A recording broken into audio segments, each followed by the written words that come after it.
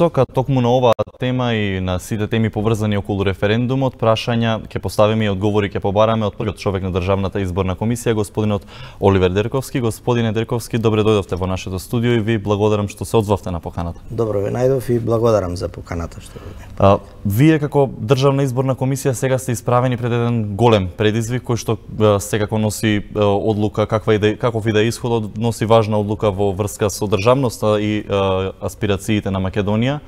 И најлогичното прашање кое што би се наметнало како прво е дали сте подготвени како нов состав на Државната изборна комисија? Па, точна констатација, значи сегашниот состав на Државната изборна комисија кој што функционира скоро 13-14 дена во полн состав има една прилично одговорна задача во еден интересен временски период за нашата држава Република Македонија. Составот е одличен, ние функционираме како еден добар тим, составен е Државната изборна комисија од луѓе кои што имаат своја историја во своите професии, искусни, така што мислам дека и досегашниот начин на кој што функционира комисијата покажа дека сме спремни да одговориме на поставените задачи. Но веќе еве месец и половина пред референдумот, избирачкиот список и натаму е проблем. Тоа не е работа која што е сега настаната, е наследена работа, меѓутоа како вие се справувате со ова? Па вака, јас би сакал да ги разјасниме дилемите околу избирачкиот список и она што во јавноста се континуирано се провлекува како тема дека избирачкиот список е проблем и така натаму. Значи, изминативе години претходните состави на Државната изборна комисија и законодавецот возможи одредени законски измени со кои што почна средување на избирачкиот список, не прочистување, него средување, затоа што не можеме да кажеме дека избирачкиот список не е онаков како што треба да биде, затоа што тоа е континуиран процес кој што и кога немаме ни изборни кампањи, ни кампања во случајов за референдум, подрачните единици во случајов на Државната изборна комисија постојано работат на ажурирање на списокот, значи ги добиваат информациите од надлежното Министерство за внатрешни работи, од нивните матични евиденции, од службите на Завод за статистика, ги обработуваат податоците, се обработуваат кај нас во Државната изборна комисија, така што на дневна база имаме постојано внесување на нови промени и така натаму. Значи, тоа е динамична категорија која што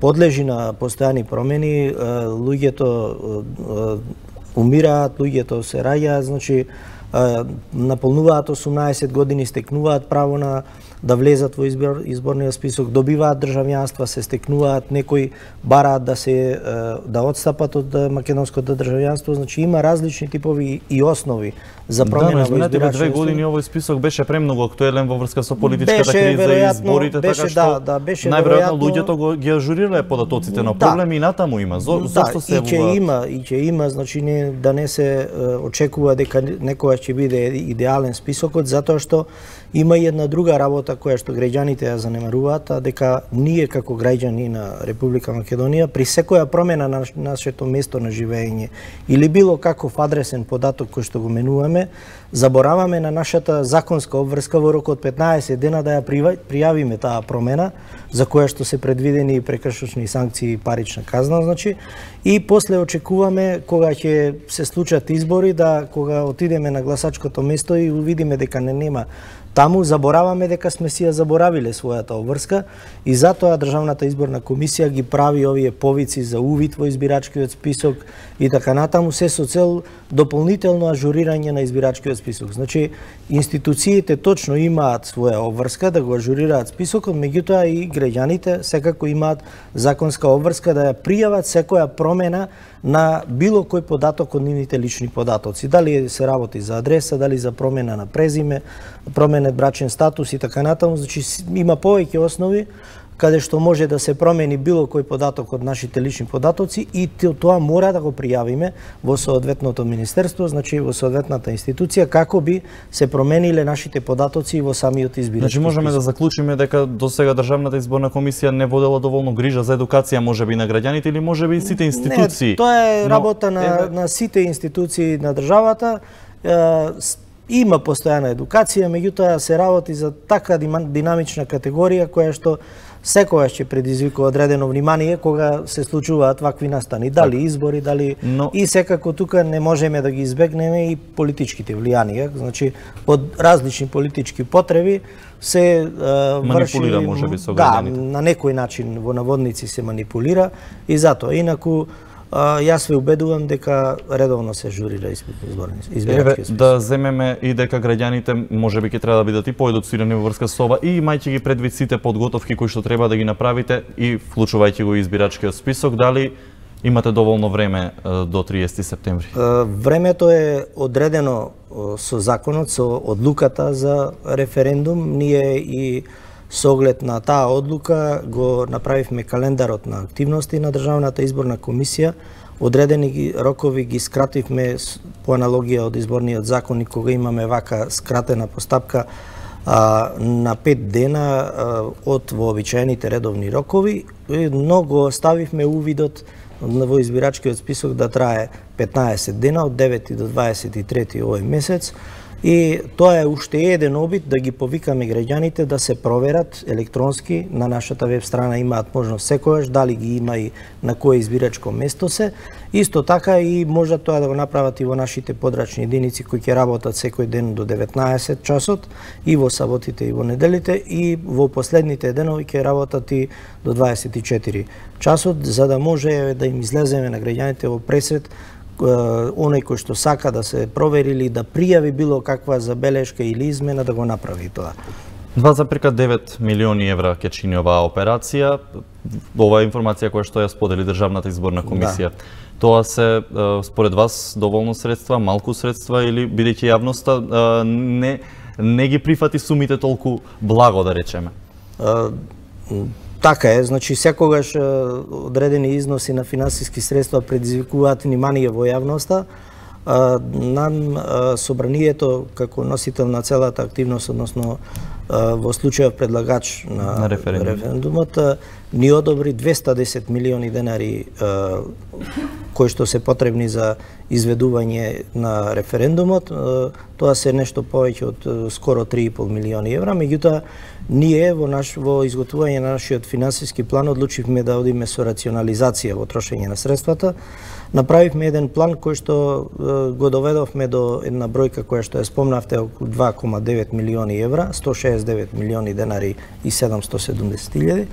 И повторно сметам дека и тука има одредена резерва. Во самата реализација на трошоците на расходната страна ќе се потрудиме ние како комисија да го задржиме трендот на намалување на трошоците и се надевам дека ќе успееме во тоа. Сметам дека ќе бидат помали нешто трошоците. Така, но дали јавноста ќе знае точно до денар каде се потрошени? Точно ќе знае, затоа што ние се договоривме, и тоа е мој принцип на работа, транспарентно да се работи, сите одлуки да се носат на тој начин. Јавноста ќе биде навреме запознавана за секоја одлука, каде ќе се трошат тие пари, за која намена ќе се трошат тие пари и на кој начин ќе се трошат тие пари. Не сакам да се доведеме во ситуација да ночните обврзници се сомневаат во било каков потек на државната изборна комисија. Да, ова е прашање наметнато по неславниот крај на претходниот состав на вашите колеги. Така е, јас не можам да коментирам. Немаат можеби доверба граѓаните во Државната изборна комисија, би се согласиле? Веројатно, јас не би коментирал се работата на колегите од претходните состави, не е коректно, меѓутоа веројатно јавноста има таква представа и меѓутоа без разлика на тоа. Да, но сепак беше скандал, беше скандал кој што беше обелоденет од американски амбасадор и не беше мала работа за да. Така е, и без разлика на тоа и да имаше и да немаше таква појава или скандал како што го нарекувате, ние функционираме на други принципи.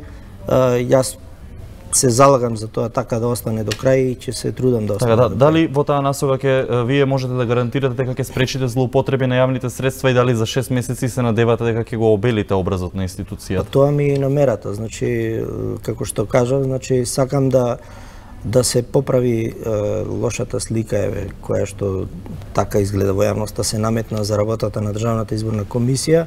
И тоа ќе го направиме само ако на транспарентен, отворен начин и јавноста биде запознавана за секоја наша одлука. Тоа беа патните трошоци, најголемиот проблем, поради што на социјалните мрежи ДИК беше нарекувана туристичка агенција, можеби.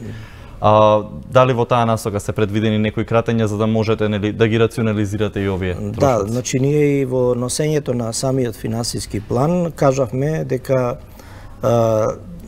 не беа патните трошоци, него бонусите, да. Нема Државната изборна комисија да додели бонуси за оваа активност, а и понатаму до крајот на нашиот мандат за било која активност, значи ние сите земаме плата која што ја определи Комисијата за избор и именување од собранието и сметам дека тоа се доволни приходи за секој член на Државната изборна комисија, така што платени сме да си ја завршиме својата работа, нема потреба од други додатни приходи на било кого од нас. Пред се ние сме знаеле кога сме се нафатиле да бидеме избрани на оваа функција, дека функцијата е одговорна и дека за тоа знаеме и колкави се приходите кои што следуваат, така што немаме потреба да правиме никакви други комбинации за додатни приходи. Тој принцип ќе важи од сега додека сме ние таму. Ние презедовме и одредени други чекори во намалување на трошоците за репрезентација, лимитите ги укинавме за користење на телефони и така натаму, затоа што имаме одличен договор со еден од телефонските оператори, каде што имаме прилично добри услови за користење на телефоните. Навистина не ни треба некој додатен лимит дополнителен за користење на телефоните и сметам дека тоа е само безпотребна одлука која што дава можност за шпекулации и не беше потребна и затоа ја укинавме. Ќе продолжиме со истото темпо, истиот стил на кратење и рационализација на трошоците, се со цел на граѓаните да им покажеме дека се грижиме за нивните пари. Така, 6 месеци дури немаше состав на Државната изборна комисија, институцијата ја држаа буквално стручните служби кои што таму се наоѓаат. Вие сега ги запознавате одблиску со вашиот мандат. Дали сте доволно екипирани за да ја изведете оваа операција и дали стручните служби навистина се подготвени, бидејќи тие изразија подготвеност уште пред да бидете избрани вие? Да, Државната изборна комисија има собствена администрација, која што е предводена од секретар на администрацијата.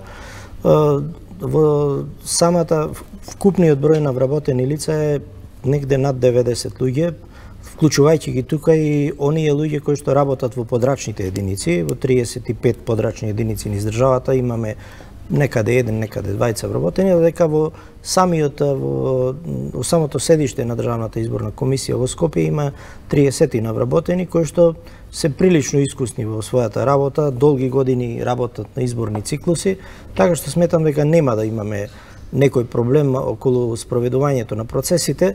За стандардна една пракса е за деновите кога се зголемува обемот на работа, се бара од државните органи и институции да ни отстапат помош, дали во работни тела или така натаму или во средства, што е и нивна законска обврска, така што сметаме дека ќе одговориме на поставената задача.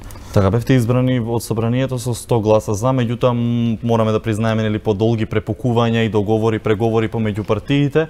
И на крај сепак сте производ на политички договор помеѓу партиите. Дали би се согласиле дека Државната изборна комисија треба да функционира со партиски предложени членови или пак со експерти?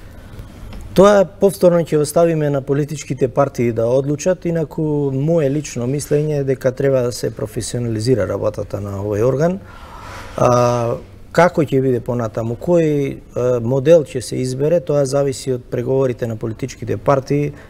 Мислам дека се во тек некои преговори, ќе зависи од новиот изборен законник доколку се донесе и во него треба да се предвиди моделот на функционирање. Така, ќе разговараме околу моделот малку подоцна, тука сакам да се надобрзам. Моје мислење е дека треба да се професионализира. Да, тука сакам да се надобрзам на тоа бидејќи вие сте по предлог на опозицијата ВМРО-ДПМН која што се уште нема донесена одлука дали ќе можеби стапи активно во бојкот на овој референдум, па поради тоа можеби граѓаните и јавноста се прашува дали вие таа одлука ќе ја почитувате, партиската одлука или така ќе постапувате? Јас сум сега член на државен орган кој што има собствена задача. Значи, до влегувањето во државниот орган, јас сум член на ВМРО-ДПМН и политички ангажиран. Меѓутоа, во моментов работиме како Државна изборна комисија и истото го бараме и од другите членови на изборната комисија да функционираат како државен орган кој што има пред себе поставена задача. Своите политички убедувања ги оставаме дома и во други кругови, додека таму треба да функционираме како орган кој што треба да си ги заврши своите задачи. Така, бидејќи неодамна прочитав едно ваше интервју, односно изјава дадена за медиумите, во која велите дека сте увиделе неколку нерегуларности за време на изборите и ќе се обидете такви нерегуларности да ги искорените за време на референдумот, што е исто во иста линија со ставот на вашата партија. Кои се тие неправилности кои што вие сте ги воочиле и што ќе се обидете да спречите на референдумот? Тоа се нерегуларности кои што имаше и во јавноста, значи не е нешто што јас сум го измислил, значи имаше појава околу печатени ливчиња, дупли или со погрешни серијски броеви и така натаму. Тоа ќе се обидеме сега и се договараме да го избегнеме, а тоа ќе инсистираме, ќе го бараме од компанијата која што ќе ја добие набавката за да го печати гласачкиот материјал, да нема такви појави повеќе и да се обидеме на еден крајно транспарентен и одличен начин да се спроведе целата постапка, да не создаваме дилеми во јавноста. Значи не би рекол ја дека се правилности или неправилности, меѓутоа кога имате било каква грешка од било кого во целата постапка, веднаш во јавноста се ствара сомнеш или дилема дека нешто не е во ред. Значи колку помалку ги има таквите работи, ќе ги избегнеме таквите сомнеши. Вие и како прв човек на Државната изборна комисија сте подготвени да убедите јавноста дека немате партиска агенда, ниту вие ниту останатите членови. Па мораме така да функционираме. Јас барем инсистирам дека мораме така да функционираме и ние, ако не следите во изминативе 2 недели, ниеден од нас не дава политички изјави. Значи се држиме строго на имплементација на законот за референдум и дел од одредбите на изборниот законник, кои што нас не ограничуваат во функционирањето и мораме да се држиме во таа рамка. Така, повторно ќе се вратиме околу референдумот и подготовките и вашите активности кои што наидоа на критика од медиумските организации во врска кога станува збор за рекламирањето. Значи, вие сте на ставот дека собранието треба да биде тоа кое што ќе го има рекламниот простор во медиумите, меѓутоа организациите сметаат поинаку, исто и агенцијата. Не, ние не сме на ставот, него законот за референдум во членот 12 утврдува дека овластениот предлагач во случајов собранието може да води јавна пропаганда. Така точно терминолошки во законот пишува и ние не можеме да го одземеме тоа право на овластениот предлагач. И затоа во нашиот правилник практично го пресликавме членот од законот и дадовме едно дообјаснување, бидејќи имаше забуни во јавноста, дека ние не можеме да го ограничиме правото на овластениот предлагач и во таа ситуација бевме обврзани да кажеме дека тој има право на пропаганда. Дали ќе го искористи тоа право или не, тоа е веќе друга работа. Тој треба да си го дефинирате со неискористеното време. Треба да си донесе прво одлука внатре овластениот предлагач. Ако не го искористи, во тој случај тие термини можат медиумите да ги продаваат на било кого сакаат, значи на било кој заинтересиран да води пропаганда. Меѓутоа, законот не обврзува на овластениот предлагач да му го дадеме тоа право. Тоа е во случај в собранието, каде што немате повратен одговор со оглед на тоа што се на одбор. Не треба нам повратен одговор, ние само го констатираме тоа, а собранието внатрешно треба со одлука да си донесе дали, кога и како ќе го користи тоа право. Така, кога веќе ги споменавме ставовите на вашата партија и предстојниот референдум, вашата партија нема донесено јасен конечен став во врска со тоа, кој е вашиот личен став настрана од вашата функција и не е коректно да го кажам мојот став сега, бидејќи е многу рано. Јас мојот став ќе го кажам на денот на гласањето. Да. Така. И сега ќе се вратиме околу она што го споменавте пред малку, за кое што спомнавме дека ќе разговараме подосна, односно моделот на функционирање на ДИК. Вие сте 6 месеци со мандатот, меѓутоа потоа немате информации што ќе се случува со Државната изборна комисија и со составот. Так. Како течат преговорите со партиите на ова поле? Она што го имам како информација, ова би рекол неофицијално, значи имаше работни групи кои што на некој начин ги усогласуваа ставовите за околу новиот изборен законник.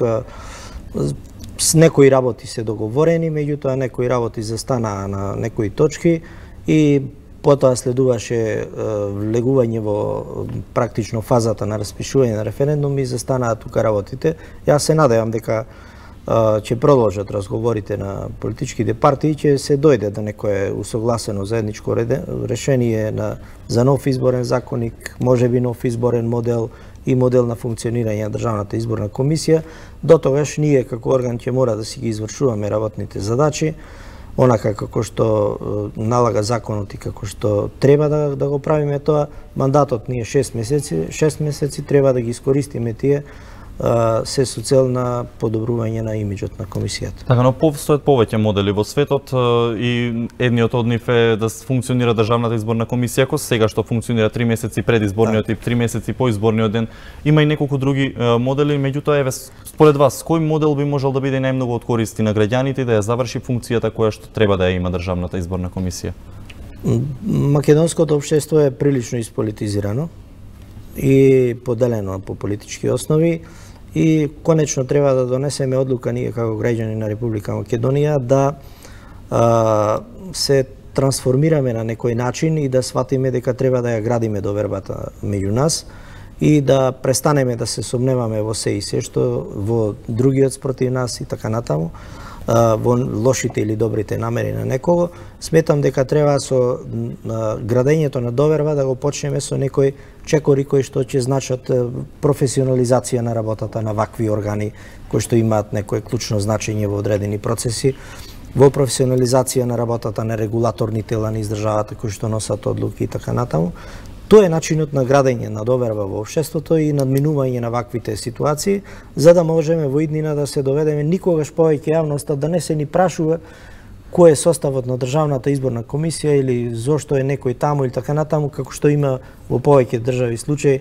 Да бидат сигурни дека ќе се завршите работа. Министерството за внатрешни работи задолжено, тоа ја води целата операција, некаде директорат имате кој што ја води целата работа и никој не се ни прашува и не се сомнева во работата на тие тела. Едноставно си ја завршуваат работата на професионални. И најверојатно тие позиции не се атрактивни ко за вашите колеги што беа, претпоставувам. Само уште едно прашање за крај. Кампањата почнува од 10 септември. Каква кампања очекувате? Тие 20 дена како очекувате вие да ги поминете како членови на изборната комисија и генерално во јавност? Морам да напоменам дека законот за референдум значи не определува почеток на кампањата, меѓутоа предвидува крај. Вика 48 часа пред гласањето. Завршува јавната пропаганда, го употребува терминот јавна пропаганда и мора да се држиме до тој термин. Тоа законодавецот веројатно мислел на малку поширок термин заради карактерот на целата активност. Референдум е во прашање, тоа обично референдумите се некои општи прашања од општо значење за државата и за граѓаните и затоа веројатно го употребил терминот пропаганда и ние мора да се држиме на тој термин, така што сметам дека како ќе поминува времето, ќе се приближува денот на гласањето, се поинтензивни ќе бидат активностите од сите страни. Ние ќе се обидеме да ги одбиваме влијанијата на политиката на нашата работа и сметам дека ќе успееме во тоа, затоа што правецот кој го зацртавме ќе го задржиме до крај во нашата работа и тоа ќе придонесе кон поефикасно завршување на целата работа и кон мирно спроведување на целата операција наречена референдум. Така, господин Дрковски, јас во оваа прилика би ви се заблагодарил што бевте дел од Студио 1 и што ја прифативте нашата покана. Се надевам на успешно спроведен процес од ваша страна и нели дека ќе го обелите образот на институцијата која што кај граѓаните. Јас ви благодарам исто така за поканата. Отворени сме за соработка со сите вас од страна на медиумите, така што сметам дека на крајот кој ќе заврши целата работа повторно ќе седнеме да ги изанализираме сите работи и ќе констатираме дека сме завршиле работа. Така, уште еднаш ви благодарам, а вие почитувани останете и натаму со нашата програма. Се враќаме назад во студиото веднаш по кратката пауза.